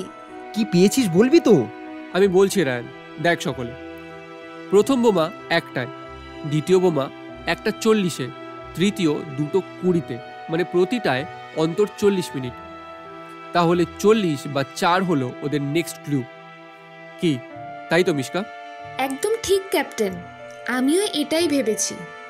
কিন্তু 4 বা 40 দিয়ে তো অনেক কিছু হয়, কিভাবে ট্রেস করবে এটা? এ তো খড়ের গাদায় সূচ খোঁজা। সেটাই করতে হবে আমাদের আকাঙ্ক্ষা। এখন তোমরা সবাই বাড়ি যাও, রেস্ট নাও। আমি একটু ফলো আপ করি সব তথ্যগুলো নিয়ে, কাল আমরা মিট করে কথা বলবো এই নিয়ে।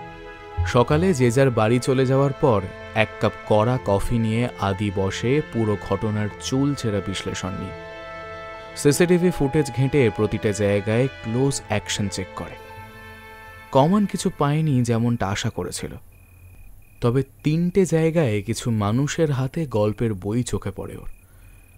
বিষয়টা আপাতভাবে স্বাভাবিক, কিন্তু তবুও ভালো করে দেখেও ফুটেজগুলো।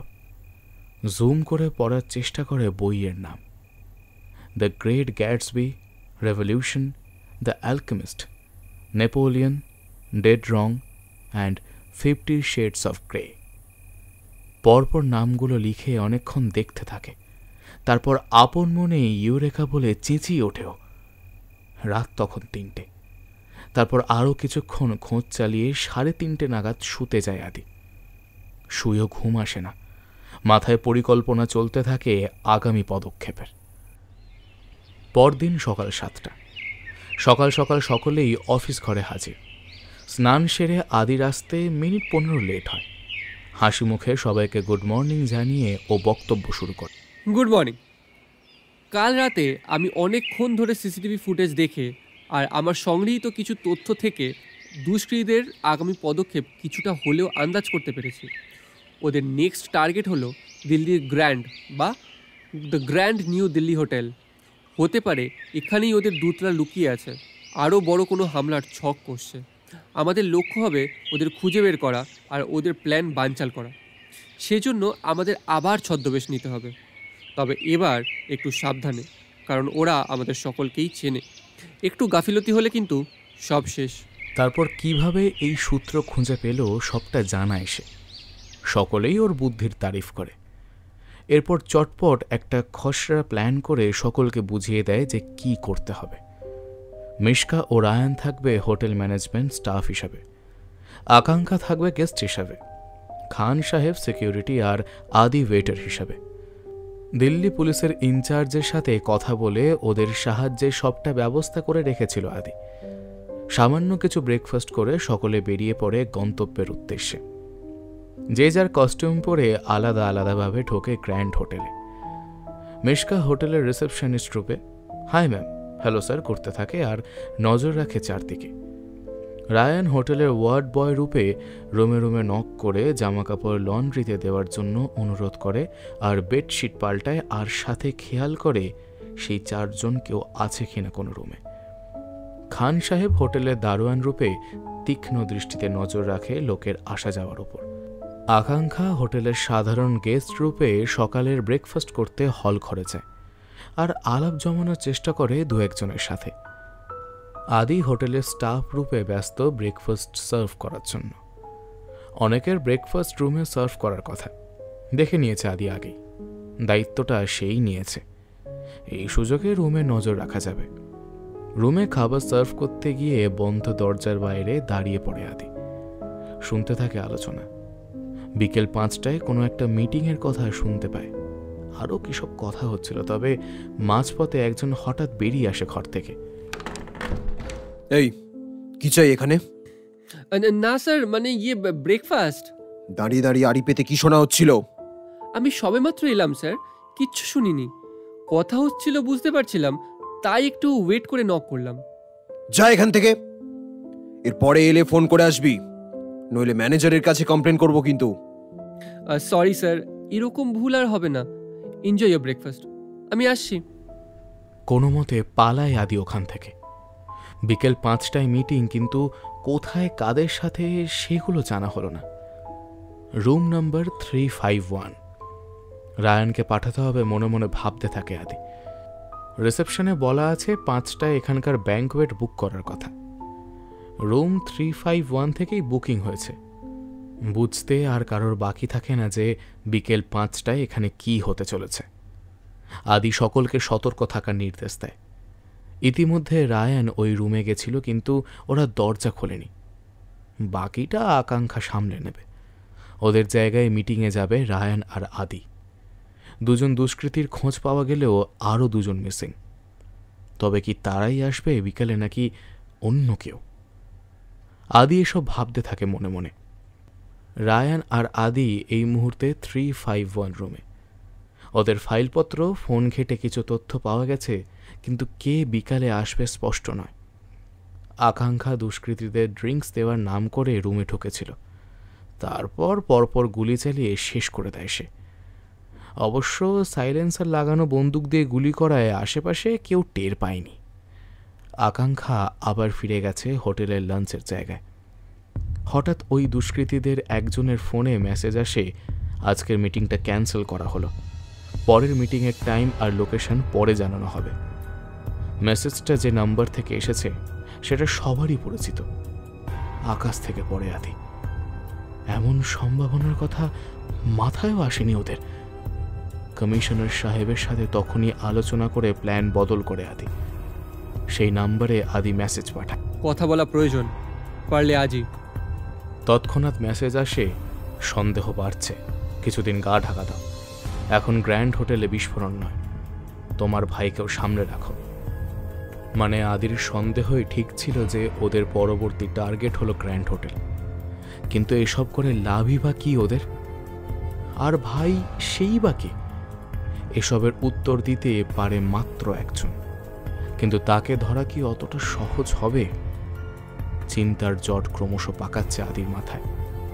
সকলকে ইনফর্ম করে তখনই হোটেল ছেড়ে বেরিয়ে পড়ে আদি। একে একে সবাই বেরিয়ে আসে, তারপর জড়ো হয় আদির বাড়িতে। এরপর কি করব আদি? ওই দুজনকে তো পাঠিয়ে দিয়েছি ঠিকানায়। কেউ কিছু জানতে পারেনি তো? না না, আমি আর খান সাহেব ওদের ব্যবস্থা করে ফেলেছি। ওদের বাঁচিয়ে রাখা প্রয়োজন ছিল আকাঙ্ক্ষা। ওদের থেকে অনেক কথা বের করতে হতো, তুমি হঠাৎ গুলি চালিয়ে দিলে। ওরা যে রায়ানকে শ্যুট করতে যাচ্ছিল, কিছু সন্দেহ করেছিল বোধহয়। যাই হোক, খুব খারাপ পরিস্থিতি। আমাদের সকলকে খুব সাবধানে থাকতে হবে এবার থেকে। ওদের ফোন দুটো আমার কাছে আছে, দেখি কি খবর আসে। আচ্ছা, আমরা ওই ফোন থেকে ওদের কথাবার্তাগুলো উদ্ধার করতে পারবো। আগে কি বলেছিল, বা আসলে ওদের প্ল্যানটা ঠিক কি? আগের মেসেজ সব ডিলিট করা, আমি দেখে নিয়েছি। ডিলিট করলে হবে কি? সেগুলো আবার ফিরেও পাওয়া যায়। তুমি নাম্বার দাও, আমি দেখছি। আচ্ছা বেশ, চেষ্টা কর, দেখ কিছু পাওয়া যায় কিনা। আর দুজন কোথায় গেল তাহলে? নিশ্চয়ই ওদের মধ্যে কেউ এদের ভাই ছিল। নিজেদের ভাই না হলেও সংকেত নাম, হয়তো ভাই কিংবা ডাক নাম। অনেক কিছু একসাথে জট পাকিয়ে আছে আকাঙ্ক্ষা, একটু সময় লাগবে। আসলে রাঘব বোয়ালের খোঁজ যখন পেয়েছি, এদেরও ঠিক শায়েস্তা করে নেব। আমি বলি কি, ওই বোয়ালকে গ্রেপ্তার করলেই তো ল্যাটা চুকে যায়। সেই কাজটা কি অত সহজ হবে খান সাহেব? অত বড় মাপের লোককে একটা মেসেজের ভিত্তিতে গ্রেপ্তার করা যায়? বলে দেবে তার ফোন হ্যাক করা হয়েছিল। আর কোনো প্রমাণ তো নেই আমাদের কাছে। তাহলে উপায়? সেটাই তো ভাবছি। আপনারাও ভাবুন সকলে। আজ তাহলে আসুন সবাই, কাল দেখা হবে আবার। সকালে সবাই চলে আসবেন। ক্যাপ্টেন, আজ আমি এখানেই থাকবো, কাজ আছে একটু। আচ্ছা বেশ। রাত 11টা। রায়ান তখনও কম্পিউটারে বসে খুটখাট করছে। এদিকে আদি সিগারেট হাতে পায়চারি করছে, কিভাবে কি করা যায় সেই চিন্তায়। হঠাৎ ইউরেকা, পেয়ে গেছি। কি পেয়ে গেছিস? ওই নাম্বার থেকে করা সমস্ত কল, মেসেজ, তার যা হিস্ট্রি সব পেয়ে গেছি। আরে বাহ, তাই নাকি? কই দেখি। এই যে, এই দেখো। হ্যাঁ তাই তো। সাব্বাস রায়ান, খুব ভালো কাজ করেছিস। এটা একটা স্ট্রং এভিডেন্স হবে। কিন্তু কিন্তু কি ক্যাপ্টেন? ফোনটাই যদি ওনার নয় বলেন, শুধু ফোনের প্রমাণ দিয়ে কাজ হবে না, বুঝলি? আমাদের সলিড প্রমাণ চাই। তাহলে? আচ্ছা, ওই কল লিস্টে ভাই নামে কেউ আছে কিনা দেখতো। দেখছি ক্যাপ্টেন। হ্যাঁ আছে, এই তো। সেদিন বেশ কয়েকবার ফোন এসেছিল এই নাম্বার থেকে। ব্যাস, এতেই হবে। আমাদের নেক্সট টার্গেট হবে এই ভাই। একে মুঠোয় পুড়তে পারলেই কেল্লা ফতে। পরের দিন মৃত লোক দুটির একজনের ফোন থেকে গলা নকল করে ভাইকে একটি রেস্টুরেন্টে আসতে বলে আদি, জরুরি আলোচনার জন্য। তারপর সেখানে দুজন আসলে দুজনকে গ্রেপ্তার করা হয়। তাদের এনে রাখা হয় আদির বাড়ির বেসমেন্ট এলাকায়। চাপে পড়ে ওরা সব কথা স্বীকার করে এবং জানায় ওদের সাথে ডিল করতেন সেই প্রভাবশালী ব্যক্তি, তবে ওরা নেহাতি চুনোপুটি।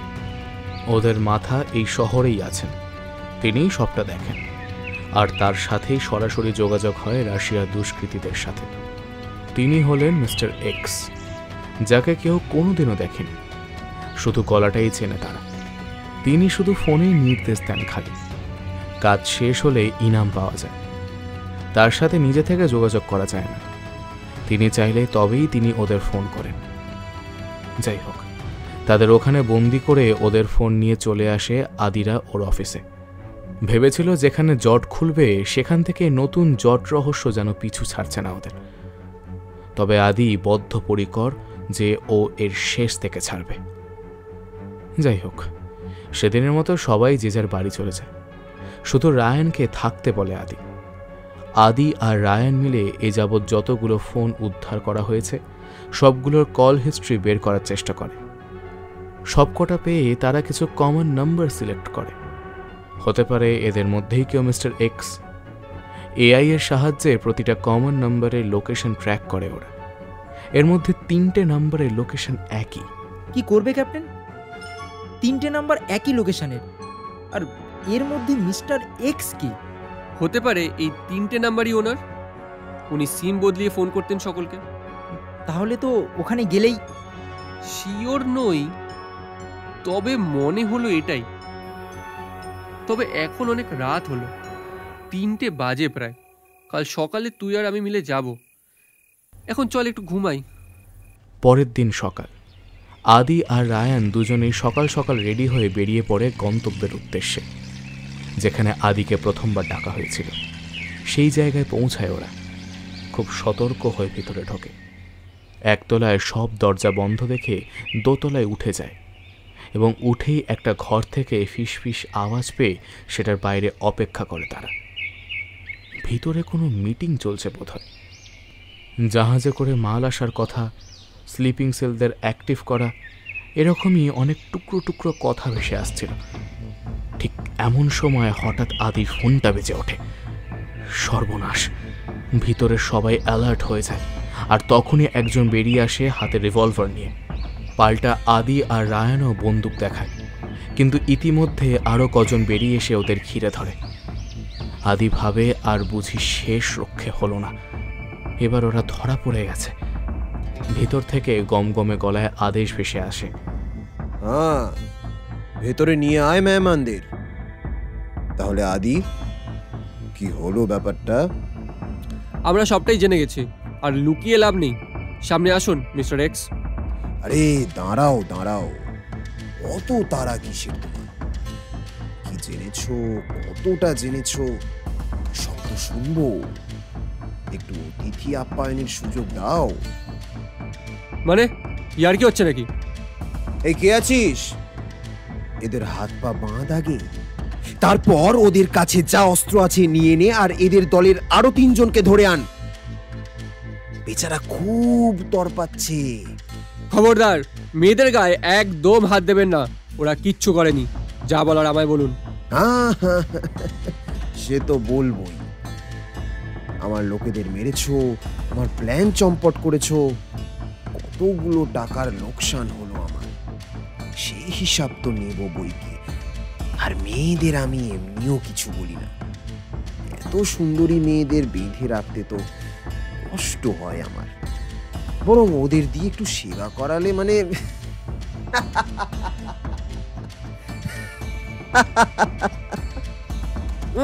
জানোয়ার, দম থাকে তো আমাদের খুলে দিয়ে দেখা, তোর সেবা আমরা করাচ্ছি।